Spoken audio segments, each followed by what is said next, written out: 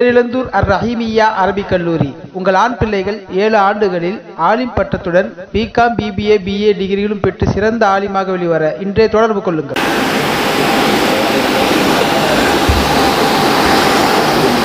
நஹ்மதுல்லாஹல் அஸீம் நுஸல்லி வ நுஸல்லிமு அலர் ரசூலில் கரீம். அம்மா பஅத். فقد قال الله سبحانه وتعالى في كلامه القديم والفرقان الحميد: أعوذ بالله من الشيطان الرجيم. بسم الله الرحمن الرحيم.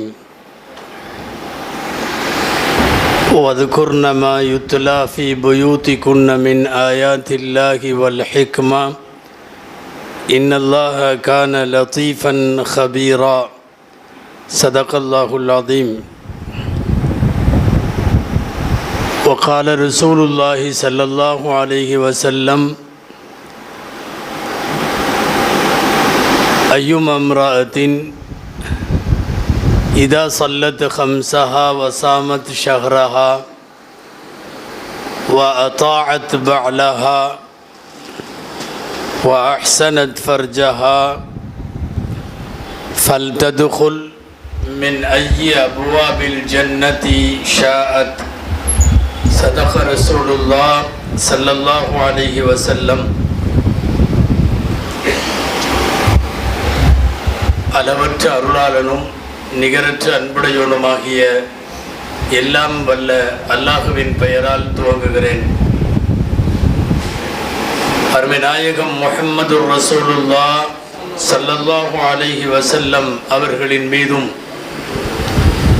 நற்பாக்கியங்கள் நிறைந்த அவர்களுடைய உம்மத்தின் மீதும் குறிப்பாக இந்த மஜ்லிஸிலே வீற்றிருக்கிற நம் அனைவர் மீதும் எல்லாம் வல்ல அல்லாஹுவின் நல்லருள் என்றென்றும் நிறைவாக உண்டாவதாக. ஆமீன். கண்ணியத்திற்குரிய மஸ்ஜிதே நூர் ஜும்மா பள்ளிவாசலினுடைய நிர்வாக பெருமக்கள், இங்கே வருகை தந்து விழாவிற்கு சிறப்பு சேர்த்திருக்கிற சங்கைக்குரிய உலமா பெருமக்கள், மாலையிலிருந்து நடைபெறும் இவ்விழாவில் பங்கேற்று உரையாற்றிய அறிஞர் பெருமக்கள், வருகை தந்திருக்கிற சிறப்பு அழைப்பாளர்கள்,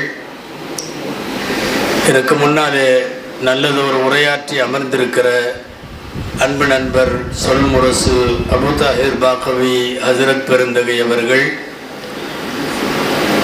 ஜமாத்தார்கள், பெரியோர்கள், தாய்மார்கள், சகோதரர்கள், உங்கள் அனைவருக்கும் என் ஆரம்பமான அஸ்ஸலாமு அலைக்கும் வரஹ்மத்துல்லாஹி வபரகாத்துஹு.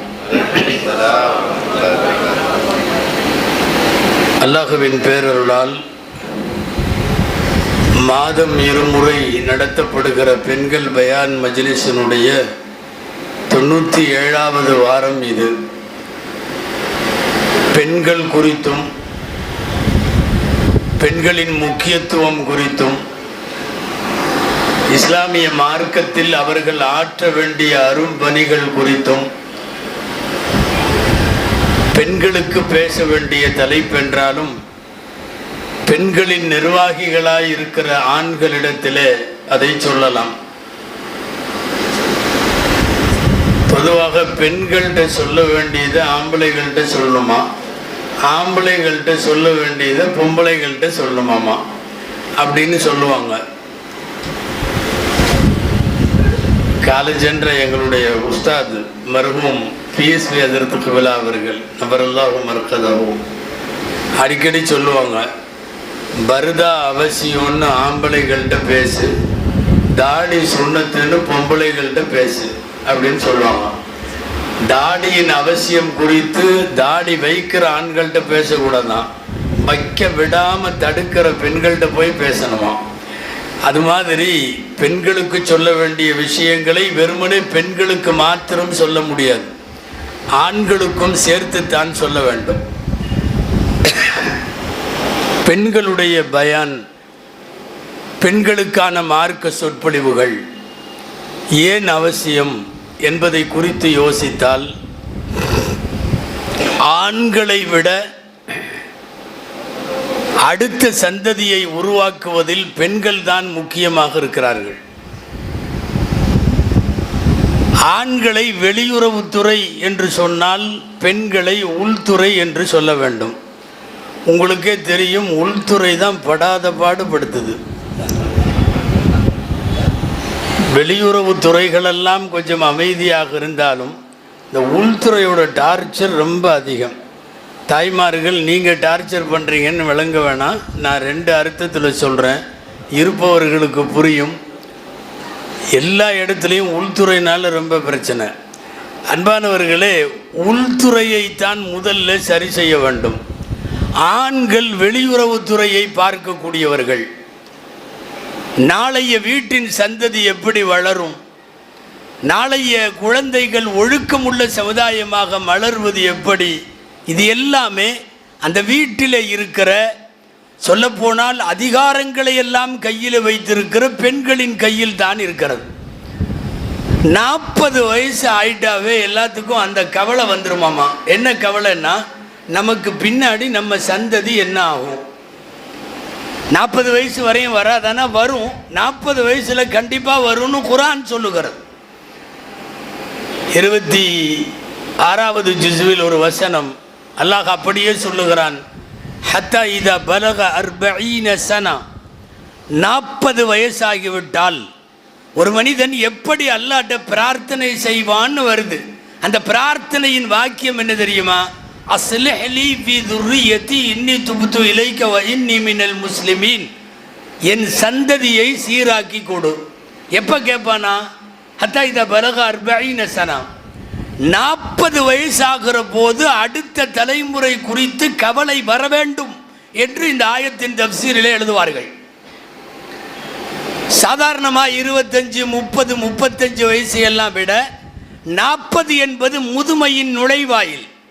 40 என்பது மரணத்திற்கான அட்டையை பெறக்கூடிய கேட். அது அந்த 40 வயதாகிற போது எல்லாருக்கும் தனது அடுத்த சந்ததியை குறித்த சிந்தனை வர வேண்டுமாம். அல்லாஹ்விடத்தில் துஆ செய்கிற போது அஸ்லிஹ் லீ ஃபீ துர்ரியத்தி, என்னுடைய சந்ததியை சீராக்கி கொடு என்று கேட்பான். சந்ததியை சீராக்கி கொடு என்று கேட்காத பெருமக்களே இல்லை. நாமெல்லாம் எம்மாத்திரம். நபிமார்கள் கேட்டார்கள், அதிலும் பெரிய பெரிய நபிமார்கள் என் சந்ததி சீராக வேண்டும் என்று கேட்டார்கள். இப்ராஹிம் அலைஹிஸ்ஸலாம் மாதிரி நீங்கள் ஆள் பார்த்துருக்க முடியுமா வரலாறுகளில்? குர்ஆனில் 28 இடத்துல ஒரு வாசகம் வருது. என்ன வாசகம் தெரியுமா? மாகான மினல் முஷ்ரிகீன், இப்ராஹிம் இணை வைப்பவர் அல்ல. 28 இடத்துல அல்லாஹ் சொல்றான், ஷிர்க் என்பது அறவே வாழ்க்கையில் இல்லாதவர் இப்ராஹிம் அலைஹிஸ்ஸலாம். குர்ஆனில் 4-5 இடத்துல இன்னொரு வார்த்தை வருது, இப்ராஹிம் அலைஹிஸ்ஸலாமை குறித்து மட்டும் தான் வருகிறது. ஹனீஃபம் முஸ்லிமா.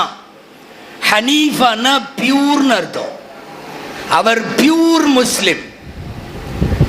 ஹனீஃப் என்றால் இந்த பக்கம் அந்த பக்கம் சாயாமல் நேராய், நடுநிலையாய், நிரந்தரமாய், கொள்கையில் உறுதியாய் இருப்பவர்களுக்கு ஹனீஃப் என்று பெயர். அல்லாஹ் சொல்லுகிறான், இப்ராஹிம் சாதாரண முஸ்லிம் அல்ல, அவர் ஹனீஃபம் முஸ்லிமா, அவர் பியூர் முஸ்லிம். ஆக பியூர் முஸ்லிம் என்கிறான், இணை வைப்பவர் அல்ல என்று 28 இடத்துல சொல்லுகிறான். அவங்க மகனை கூட்டிட்டு கையை பிடிச்சி கொண்டு போய் காபத்துல்லால நிற்க வச்சுட்டு கேட்குற துவா குர்ஆன்ல இருக்கு, வஜ்னுபுனி வபனிய அன் நஅபுதல் அஸ்னாம்.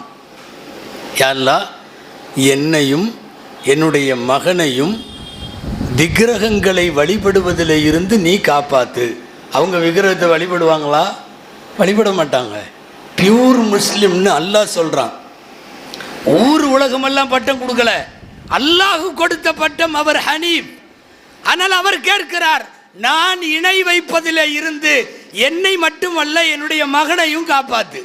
அதே மகனை காபத்துல்லாவில நிற்க வைத்துவிட்டு இன்னொரு இடத்துல கேட்கிறார், ரபிஜாலி முகீம ஸலாத்தி வ மின் துர்ரியத்தி, நானும் தொழுகையாளியா இருக்கணும், என் சந்ததியும் தொழுகணும், என் சந்ததியும் தொழுகணும். பெரிய பெரிய பெருமக்கள் எல்லாம் தங்கள் அடுத்த தலைமுறை குறித்து கவலைப்படுகிற போது நாமெல்லாம் எம்மாத்திரம், என் சந்ததி என்ன ஆகுமோ? ஏன்னா காலம் மோசமான காலத்தில் நாம் பிள்ளைகளை வளர்க்கிறோம். அதனாலே அழுத்தமாக தாய்மார்கள்ட்ட சொல்ல வேண்டும், நீங்கள் குடும்பத்திலே சமையலுக்கு மட்டுமானவர்கள் அல்ல, துவைக்கவும் கூட்டவும் பெருக்கவுமான மற்றவர்கள் அல்ல, கணவனோடு இருந்து இல்வாழ்க்கையை திருப்திப்படுத்துபவர்கள் மட்டுமல்ல, இதையெல்லாம் தாண்டி அடுத்த தலைமுறையை அற்புதமாக உருவாக்குகிற மிகப்பெரிய தொழிற்சாலைகள் பெண்கள். அதனால தான் நீங்கள் ஆண்களுக்கு கூட மாதம் மாதம் பயான்லாம் தேவையில்லை, பெண்களுக்கு அப்பப்போ வச்சுட்டே இருக்கணும் பயான். இது ஒரு சிறந்த ஏற்பாடு. அல்லாஹ் இதை செய்பவர்களுக்கு நல்ல கூலி கொடுக்க வேண்டும். அதை விட மாதம் மாதம் அல்லது மாதத்துக்கு 2 தடவை இந்த பயான் நடக்கிறப்போலாம் யாரெல்லாம் வந்து கலந்துக்கிறாங்களோ அந்த பெண்களுக்கெல்லாம் அல்லாஹ் நல்ல கூலி கொடுப்பானாக. ஏன்னா மனைவியும் சரி குழந்தைகளும் சரி கரெக்டாக அமைஞ்சிட்டா குடும்பம் உண்மையாகவே காலமெல்லாம் போற்றுதலுக்குரிய குடும்பம் ஆயிரும். ஸல்லல்லாஹு அலைஹி வஸல்லமுடைய துவா ஒன்று, அஊது பிக மின் இம்ரஅத்தின் துஷய்யிபுனி கப்லல் மஷீப் வ வலதின் யகூனு அலைய வபாலா. இது ஒரு ஹதீஸ். 2 துவா கேட்குறாங்க. நம்ம எல்லாருமே கேட்குற மாதிரி துவா, ப்ராக்டிக்கலாக உண்மையாகவும் தெரியுது இந்த துவா. யா அல்லாஹ், நரை வருவதற்கு முன்னாலே என்னை நரைக்க செய்கிற மனைவியை விட்டும் பாதுகாப்பு தேடுகிறேன். எப்படிங்க? நர வர்றதுக்கு முன்னாடியே சில பேர் மனைவியால் தலைமுடி பூரா நரைச்சி போயிடும், பார்த்துருக்கீங்களா? அன்பானவர்களே, ரொம்ப பெரிய தோற்றத்தில் இங்கே பக்கத்தில் உட்காந்துருக்கிற அஜத்து என்னை விட வயசு சின்னவர். உண்மை, அவரை விட நான் வயசுலாம் மூத்தவன். ஆனால் எனக்கு தாத்தா மாதிரி இருக்கார். நான் கொஞ்ச நாளைக்கு முன்னாடி, அநேகமாக ஒரு 10 ஆண்டுக்கு முன்னாடி அஜத்துட்டு கேட்டேன். அப்போது கூட ஃபேமிலியெல்லாம் இல்லாத நேரத்தில் கேட்டேன் அஜத்துட்ட, எப்படி உங்களுக்கு மட்டும் இவ்வளவு நரைச்சி போச்சுன்னு. அவர் சொன்னார், மனைவியை கூட வச்சு பாருங்க, கூட வச்சு பாருங்க, தானாக நரைச்சிரும்னு சொன்னார். அதான் நபி ஸல்லல்லாஹு அலைஹி வஸல்லம் கேட்குறாங்க, துஷய்யிபுனி கபுலல் மஷீபு, நரை வரும் முன்பே என்னை நரைக்க செய்து விடுகிற மனைவி. மனைவினால நிறை வந்துடும். நம்மளும் வெளியே இது இளநரைன்னு சொல்லிட்டு சுற்றுவார். இது இளநரை, டீயினால் காப்பினால் பித்த நரை அப்படின்னெல்லாம் இல்லை. அது அசலில் சுத்த நரை தான். அது மனைவியின் மூலமாக ஸல்லல்லாஹு அலைஹி வஸல்லம் கேட்குறாங்க, நரை வருவதற்கு முன் நரைக்க செய்கிற மனைவியை விட்டும் பாதுகாப்பு தேடுகிறேன். அடுத்து வலதின் யகூனு அலைய வபாலா, எனக்கு முசீபத்தாய் அமைந்து விடுகிற பிள்ளைகளை விட்டும் பாதுகாப்பு தேடுகிறேன். இப்போ என்ன அர்த்தம்னா, மனம் மகிழ வைக்கிற மனைவியும் பேரை காப்பாற்றுற பிள்ளைகளும் இருந்து விட்டால் அந்த குடும்பம் ஊர் சிறக்க செழிக்க எல்லா காலத்திலும் இருக்கும். இந்த 2வது வார்த்தை ரொம்ப தாய்மார்கள்ட்ட சொல்ல வேண்டிய வார்த்தை. வலதின் யகூனு அலைய வபாலா, எனக்கு முசீபத்தாய் என் பிள்ளைகள் அமைந்து விடக்கூடாது. உன் மகன் இப்படி பண்ணிட்டான், உன் பேரை இப்படி பண்ணிட்டான், உன் பேத்தி இப்படி பண்ணிருச்சு, உன் மகன் இப்படி பண்ணிருச்சு என்று மார்க்கத்தால் தடுக்கப்பட்ட செயல்களில் ஊர் அறிய நமது சந்ததிகள் அப்படி ஒரு சூழ்நிலை உருவாகுவதை, ஒரு கெட்ட பெயரை குடும்பத்திற்கும் பாரம்பரியத்திற்கும் ஏற்படுத்தி விடுவதை, அது ஒரு பெரிய களங்கம். இதையெல்லாம் காப்பாற்றுகிற பொறுப்பு யார்கிட்டனா ஆம்பளைகளை விட பெண்கள்கிட்ட உண்டு. சரி, என்ன செய்யணும்? ஒன்றும் இல்லை. நீங்கள் என்ன தருகிறீர்களோ இல்லையோ தீனை தர வேண்டும், மார்க்கம் தர வேண்டும். காசு பணம் அப்புறம், கல்வி அதிகாரம் பதவி அது இது எல்லாம் அப்புறம். பிள்ளைகளுக்கு தீன் தர வேண்டும். நீங்கள் கொடுக்க வேண்டிய வயதில் தீனை கொடுத்து விட்டால் நீங்க அந்த வருங்காலத்தில் அந்த குழந்தை அமெரிக்காவில் இருக்கட்டும், பிரிட்டன்ல இருக்கட்டும், உலகத்தில் எந்த மூலையில் வேண்டுமானாலும் இருக்கட்டும், அந்த குழந்தை நீங்கள் கற்றுத்தந்த தீனில் எந்த மண்ணில் இருந்தாலும் வாழும். கையில் மொபைல் இருந்தாலும் லேப்டாப் இருந்தாலும் வேற என்ன தொலைத்தொடர்பு சாதனங்கள் இருந்தாலும் சோசியல் மீடியாவுக்குள்ள குழந்தை இருந்தாலும் தீன் இருந்தால் அது அத்துமீறாது. அன்பானவர்களை, நான் சொல்ல வருவது, உனக்கு மொபைல் எல்லாம் தரமாட்டேன் அப்படின்னு இந்த காலத்தில் சொல்ல முடியல. ஏன்னா பாடமே அதில் தான் நடத்துகிறானுங்க. உனக்கு லேப்டாப்லாம் இல்லை, உனக்கு கம்ப்யூட்டர் இல்லை, இதெல்லாம் சொல்ல முடியல. இப்போ கொடுத்து தான் ஆகணும். அப்போ கொடுத்தாலும் கூட என் மகன் என் மகள் கெட்டு போக மாட்டாள் என்கிற உத்தரவாத அளவுக்கு தீனை தர வேண்டும். தீன் கொடுத்து விட்டு நீங்கள் மொபைல் கொடுங்கள், என்ன வேண்டுமானாலும் கொடுங்கள், கருவிகளை கொடுங்கள், அவள் கெட்டு போக மாட்டாள். மார்க்கத்தில் நல்ல பெண்ணிற்கு நல்ல பையனுக்கு மார்க்கத்தினுடைய அழகு என்ன தெரியுமா? அளவுகோல் என்ன தெரியுமா? தீன் தான். அவர் எவ்வளவு கல்வி, அவங்களுக்கு எவ்வளவு சொத்து, அவங்க எவ்வளவு போஸ்ட், பதவி, அதிகாரம், அவங்க குடும்பத்துக்கு என்ன வேல்யூ, ஒன்றுமே மார்க்கத்தில் இல்லை. நான் அடிக்கடி சொல்வது உண்டு, ஒரு நல்ல பொண்ணு எங்கள்கிட்ட இருக்கு, இதுக்கு ஒரு மாப்பிள்ளை வேணும், நல்ல மாப்பிள்ளை வேணும், எந்த மாப்பிள்ளையை செலக்ட் பண்ணுறது அப்படின்னு நீங்கள் ரசூலுல்லாஹ்ட்ட கேட்டால் நபி ஸல்லல்லாஹு அலைஹி வஸல்லம் சொல்கிறாங்க, மன் தர்லவுன தீனஹு வ குலுகஹு, ரெண்டு மட்டும் இருக்கான்னு பாரு, அந்த மாப்பிள்ளைக்கு பொண்ணு கொடுத்துரு. ஒன்று தீன் வேண்டும், இன்னொன்று குலுக் நற்குணம் வேண்டும். கண்ணை மூடிட்டு பொண்ணு கொடுத்துரு. அவன் கருப்பா சிவப்பா குட்டையா நட்டையா, இவ்வளோ படிச்சு டபுள் டிகிரியா ஒரு டிகிரியா, சம்பாத்தியம் எவ்வளோ, போனஸ் எவ்வளோ, அதான் இதா 1008 பிரச்சனைகள் இருக்கலாம். மந்தர்ல உன தீனஹு வ குலுகஹு, தீன் இருக்கா கட்டி கொடுத்துரு, குலுக் நல்ல குணம் இருக்கா கட்டி கொடுத்துரு. அப்போ சிறந்த பெண்ணிற்கு, சிறந்த மாப்பிள்ளைக்கு, சிறந்த தலைமுறைக்கு நபி ஸல்லல்லாஹு அலைஹி வஸல்லம் சொல்லி தருகிற அளவுகோல் என்னன்னா தீனும் குலுக்கும். தீன் வேண்டும், நற்குணம் வேண்டும். சரி, எங்கள்கிட்ட நல்ல மாப்பிள்ளை பையன் இருக்கான், எங்களுக்கு ஒரு நல்ல பொண்ணு வேணும், நாங்கள் இந்த பையனுக்கு எங்கே பொண்ணு எடுக்கிறது அப்படின்னு ரசூலுல்லாஹ்ட்ட கேட்டால், அங்கேயும் நீங்கள் அடிக்கடி கேள்விப்பட்டிருப்பீங்க இந்த ஹதீஸ், பல்பர் பிதாத்தி தீன், மார்க்கம் உள்ள மணமகளை கல்யாணம் பண்ணு, மார்க்கம் உள்ளவனாக தேர்ந்தெடு. என் பிள்ளை யாருக்கு கட்டி கொடுக்கறதுன்னு கேட்குறவருக்கு ரசூலுல்லாஹ்வுடைய பதில்.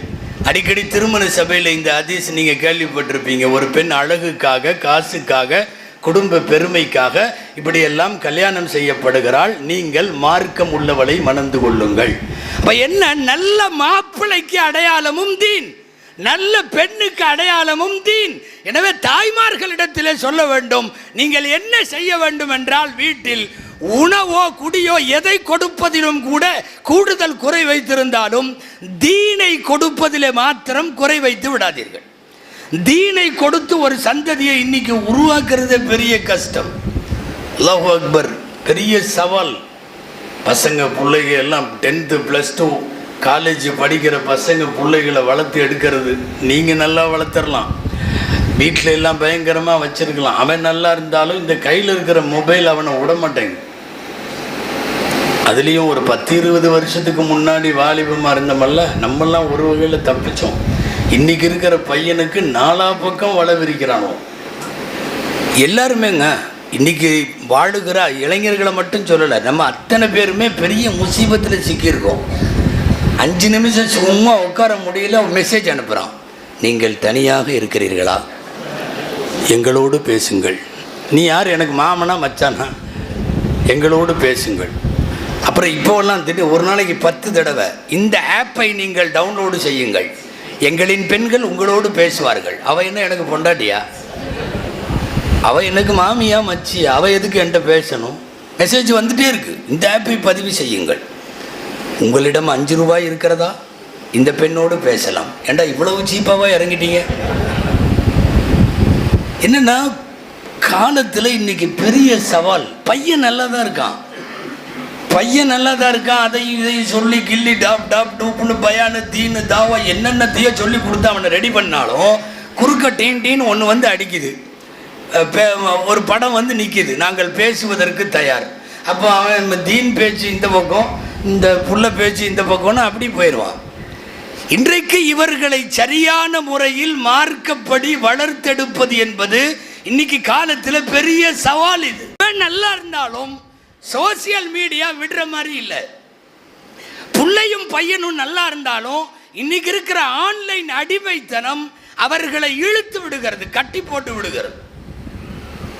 நைட்டு 10 மணி ஆனால் பையன் ஜம்முன்னு ஃப்ரெஷ்ஷாக ரெடி ஆயிடுறான், மொபைலை தூக்கிட்டு எல்லாத்துக்கும் 10 மணிக்கு தூக்கம் தள்ளுமல்ல, இவன் 10 மணிக்கு தான் முழிக்கிறான்.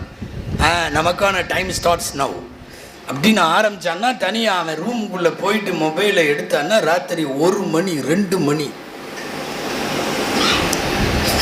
நான் நிறைய இடத்துல கேட்டிருக்கேன். உண்மை என்ன தெரியுமா, இன்றைக்கி இந்த கல்ச்சருக்கு நாமும் மாறிட்டோம். நம்ம குடும்பம் மாறிடுச்சு. நான் தாய்மார்கள்ட்டையும் சேர்ந்து தான் கேட்குறேன், மாறிடுச்சு. காலத்துக்கு தோதுவாக நாம் எல்லா விதமான கழிசடை நாகரிகங்களை உள்வாங்க பழகிவிட்டோம். அது பெரிய ஆபத்து. ஒன்றும் இல்லை, எங்கள் வீட்டில் ராத்திரி 10 மணிக்கு நாங்கள் எல்லாருமே தூங்கிடுவோம். கரெக்டாக காலையில் ஃபஜ்ருக்கு நாங்கள் எங்கள் வீட்டில் எல்லாருமே எழுந்திருவோம் அப்படின்னு சொல்கிறவங்க கை தூக்குங்கன்னு சொன்னால் நம்ம எல்லாமே மாட்டிக்குவோம். பெரும்பாலும் ஏதோ நானும் மாட்டிக்குவேன், நீங்களும் மாட்டிக்குவீங்க. என்ன தெரியுமா, குடும்பம் இன்றைக்கி அப்படி ஆயிடுச்சு. கரெக்டாக 10 மணிக்கு ஏதோ அல்லா மாஷா அல்லா சில பேர்த்துக்கு தௌஃபீக் கொடுத்துருப்போம், அவங்க வேணால் அப்படி இருக்கலாம் இந்த காலத்துலேயும் கூட. இன்றைக்கி அப்படி நம்ம வீடு இல்லை. 10 மணிக்கு தூங்குகிற வீடும் ஃபஜ்ருக்கு எந்திரிக்கிற வீடும் இல்லை. சில வீடு 10 மணிக்கே தூங்கினாலும் காலையில் 10 மணிக்கு எந்திரிக்கிறாள்லாம் இருக்கான். நம்ம என்னன்னா, இன்றைக்கு ஏற்பட்டிருக்கிற இந்த கால சிதைவுன்னு இதை சொல்லணும். இந்த கால சிதைவுக்கு நம் குடும்பங்களும் பழகி போய்விட்டது. நம்ம பிள்ளைகளும் 12 மணிக்கு தான் தூங்குது. நம்ம பிள்ளைகளும் ஃபஜ்ர் ஏனோ தானோன்னு நடக்குது. வலுக்கட்டாயமாக தாய்மார்கள் எழுப்பி தொழ வைத்தால் அந்த தூக்கம் அப்போடு தொழுதுட்டு திரும்ப படுத்துக்கிறாங்க இல்லையா. இன்றைக்கு இந்த கலாச்சாரத்திற்கு நாம் திணிக்கப்பட்டு விட்டோம். தாய்மார்களே, நீங்கள் என்ன பண்ணுறீங்களோ இல்லையோ, வீட்டின் வாசற்படியில் இருந்து வீடு முழுக்க தீன் வர வேண்டும். அது உங்களால் மட்டும்தான் முடியும், ஆம்பளைங்கனால முடியாது. தகப்பனால் அதையெல்லாம் உருவாக்க முடியாது. 7th படிக்கிறான், 8th படிக்கிறான், ஃபேஸ்புக்கில் இருக்கிறான், இன்ஸ்டாவில் இருக்கிறான், 6th தான் படிக்கிறான். அவன் இன்ஸ்டாவில் உட்காந்து அந்த பதிவு இந்த பதிவு, இந்த புதுசாக ஒரு மோகம் ஒன்று வந்திருக்குல்ல, ரீல்ஸ் மோகம். அல்லாஹு அக்பர். இனி என்னென்னத்தையெல்லாம் ரீல்ஸில் போடுவாங்கன்னு தெரில, அவ்வளவும் போடுறான். அசிங்கம், அழகு, ஆராதனை, அபாயம் எல்லாத்தையும் போடுறான். எல்லாம் நிற்கிறது உட்கார்றது. ஒரு குடும்பத்திற்குள்ளே அறைக்குள்ளே ரகசியமாய் நடக்கிற விஷயங்களும் இரட்டை அர்த்தம் அல்ல, பல அர்த்தங்களை உடைய வாசகங்களும் இன்னைக்கு ரீல்ஸ்லாம் வருது. வயசு பிள்ளைங்க, வயசு பசங்க இன்னைக்கு அந்த ரீல்ஸ் ரெடி பண்ணி அதை தூக்கி இன்ஸ்டாவில் ஃபேஸ்புக்கில் எல்லாம் போடுறத பெருமையாக கருதுகிறார். இன்னைக்கு அப்படி ஒரு கலாச்சார சிதைவு, காலத்தினுடைய சிதைவு. இன்னைக்கு இதுக்கெல்லாம் நாமளும் இன்னைக்கு அடிக்ட் ஆகிட்டோம். தூங்குறப்போலாம் இப்படிங்கிறான், இப்படிங்கிறான். அப்படியே ஆயிடுச்சு. என்னமோ தஸ்பீ ஓதுற மாதிரி, சுபான்லா இப்படி போகுது, மணிக்கணக்கில் போகிறது.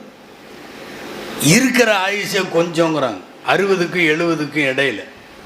அதுக்கு முன்னாடியே போகிறதும் உண்டு. இவ்வளவு குறைவான காலத்தில் ஆயுள்ள அதிகம் ஃபேஸ்புக்கில் போயிருமோன்னு பயமாக இருக்குது. ஆயுள்ள அதிகம் இன்ஸ்டாவில் போயிருமோன்னு பயமாக இருக்குது. ஆயுளில் அதிகம் வீட்டில் வேண்டும், மஸ்ஜிதில் வேண்டும், நல்ல காரியத்தில் வேண்டும். ஆனால் இப்போ இருக்கிற ஜெனரேஷனுக்கு ஆயுளில் அதிகம் மீடியாக்கள் வழியாக, சோசியல் மீடியா, பலா போன ஊடகம் வந்ததுல இருந்துங்க வாசிக்கிற பழக்கம் போயிடுச்சு, புத்தக வாசிப்பு போயிடுச்சு, குரான் திலாவத்து போயிடுச்சு, நல்லா உட்காந்து 4 பேர்த்திட்ட மனசு விட்டு பேசுறது போயிடுச்சு. ஒரு வீட்டுக்குள்ளேயே இருக்கிறவங்க நல்லா உட்காந்து 4 பேசுகிற மாதிரிலாம் இல்லை. நாம் பேசிகிட்டு இருக்கிறப்பவே அவன் அங்கே வேற உலகத்தில் இருப்பான். எல்லாம் பாழாய் போய்விட்ட ஒரு உலகத்தில் நமது குழந்தைகளை மார்க்க நெருப்படி வென்றெடுப்பது என்பது மிகப்பெரிய சவால். ஆனால் தாயும் தந்தையும் மனது வைத்தால் முடியும். நான் தாய்மார்களுக்கு சொல்லுகிறேன், மௌத்தா போகிறப்போ நல்ல சந்ததியை இந்த உலகத்துக்கு கொடுத்துட்டு போகணும் ஒவ்வொரு பொம்பளையும். அவங்களுடைய மிகப்பெரிய கடமை, தார்மீக கடமை. நீங்கள் இன்னைக்கு இருப்பீங்க, நாளைக்கு போயிடுவீங்க. முசல்லா அன்பளிப்பு செய்ய வேண்டாம், உங்களுடைய தொழுகையை அன்பளிப்பு செய்ய வேண்டும். நம்ம தவறாமல் விதவிதமாக வெல்வெட்டு முசல்லா அது இது அப்படி இப்படின்னு வாங்கி கொடுக்குறோமா இல்லையா? கல்யாண சீரில் பார்த்தீங்கன்னா கிராண்டாக வைக்கிறாங்க இப்போலாம். நீ முசல்லா வைக்க வேணாம், முசல்லா வைக்க வேணாம். எங்கள் அம்மா தொழுத மாதிரி நான் தொழுகுவேன்னு புள்ள வரணும்.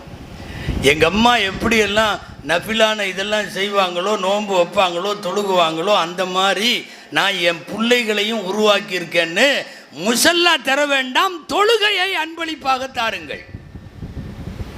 அழகான குரான் பெட்டி இப்போலாம் கிராண்டாக வருது, 2000 ரூபா 3000 ரூபா. இந்த சீர் வைக்கிறப்போ அவ்வளவு ஸ்டாண்டு வச்சு குரான் வைக்கிறேன். நீ குரான் தர வேண்டாம், அந்த தாய் ஓதுகிற திலாவத்தை சீராக தர வேண்டும். ஓதுற ஓதுதலை கொடு. குரான் பெட்டி வேண்டாம், குரான் வேண்டாம். எங்க அம்மா மாதிரி நான் ஓதுவேன். எங்க அம்மா இத்தனை குரான் முடிப்பார்கள், நான் முடிப்பேன். எங்க அம்மாவுக்கு இத்தனை சூரா மனப்பாடம், அந்த மாதிரி எனக்கு மனப்பாடம். அந்த மாதிரி தான் வேண்டுமே ஒழிய வெறுமனே முசல்லாக்களும் வெறுமனே குரான் பெட்டிகளும் இவைகளெல்லாம் தேவையில்லை.